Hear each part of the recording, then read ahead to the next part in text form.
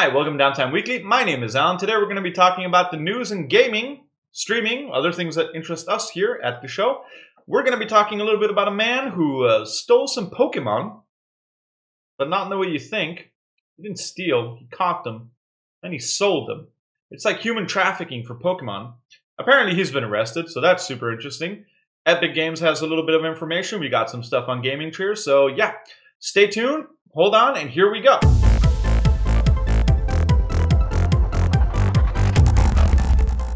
The first piece of news comes from Japan, where the newspaper Asahi Shimbun has actually pointed out that a 23-year-old man was recently arrested for hacking Sword and Shield, the Pokemon game, and creating altered versions of the game state where he could actually make Shinies.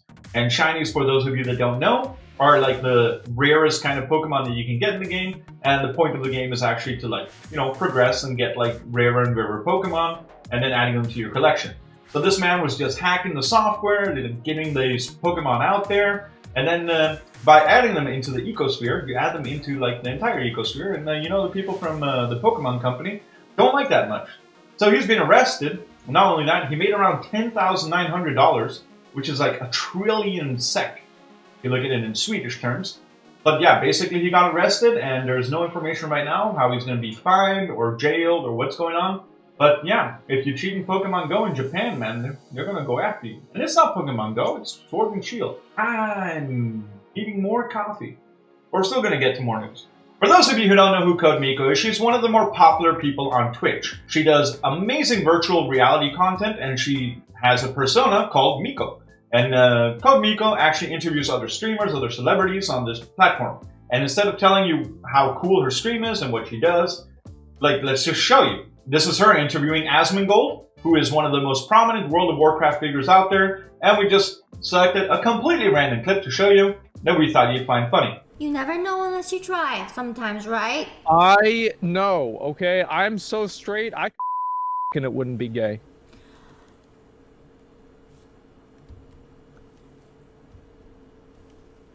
Oh!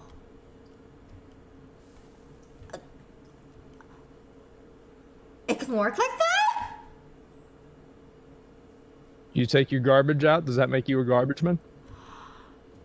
As you can see, Miko does really good content. She's like super into it. She does like a lot of virtual things. She's got all these aspects she can change on her stream. She can actually walk around in her virtual world. She does a lot of crazy stuff. The thing is, she's been banned once before because she had like an ongoing joke, because she has a virtual phone in her stream where she could get her users to send her a D pic. It would appear on her phone. Her phone in real life, and also her phone in the stream. That's a feature she has. She's just showcasing how cool her technology is. It's really awesome to watch, especially how much she's pushing the boundaries of virtual reality into Twitch streaming and everything else, which is awesome. But unfortunately, recently she also got another ban, and now she's actually gotten to the point where she had a ban before, now she's got a second ban, and she kind of had like an emotional response to this, which we're going to show you here. So Twitch mandated that I get removed from Hivemind. They removed me from all the other events as well that they were gonna have for me. It hurts because like I feel like they see me like as a toxic person or something. Sorry. It's fine, but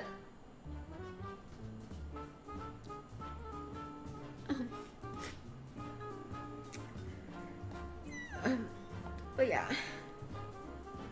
I mean, but I get it though. I mean, I do get it.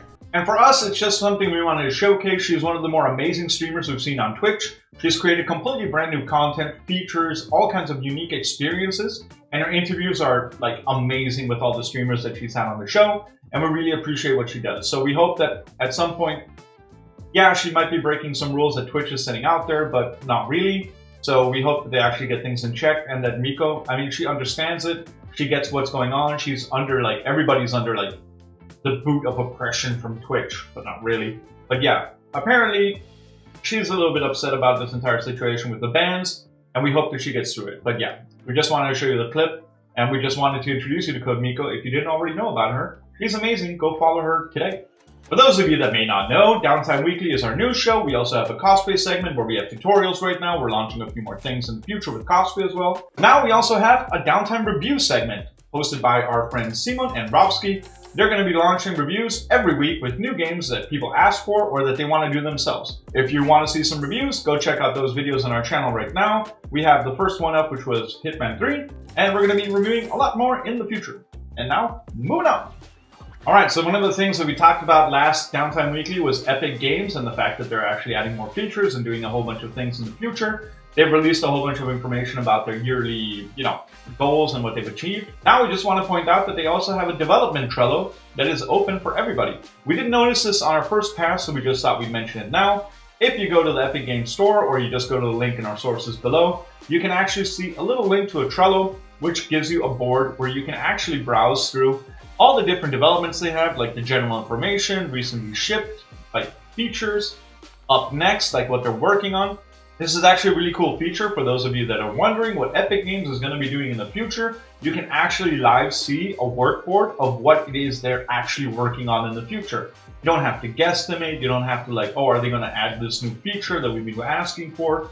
They pretty much just said no, check it out right here. So if you're interested in seeing what Epic Games is up to, just go to their Trello board. It's a super cool feature, and we can actually appreciate the fact that they're being so open and transparent about their process. And like many things, it's not a, yes, of course this feature is coming because it's on Trello. It's just something they're working on, and it will either be shipped, or it won't, or it'll change. But one of the things that they're trying to do is tell people hey, this is kind of what we're working on, and we find that kind of cool. So there you go. Oh, my microphone's over there, dude. Is this even picking up properly? Hello? Yeah. Okay, I'm just going to try to finish this and see how it is. You're dead to me. So now we're going to be looking into the purple screen of death. Something that came out already January 29th by Mr. Ben Goldhaber, who was talking about, he was one of the founding fathers of Twitch. He actually talked about this entire purple screen of death, which is it started out as an anti-ad measure. Let's do this. That if you were watching Twitch and there was an ad that came up, but it wasn't a sanctioned ad from Twitch, it would just block out the ad and you just get a message on it, right? Or it was against ad block.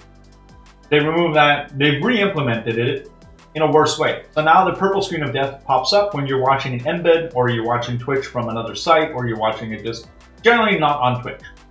Every 15 minutes it pops up for 30 seconds, and now it even has a new feature where it's going to pop up and tell you hey, click this button, go watch it on Twitch. This is making for a shit experience for a lot of people, to say it mildly. And Ben Goldhaber actually posted a super long tweet about how he thinks it's a very bad experience for the users and for everybody who's on Twitch.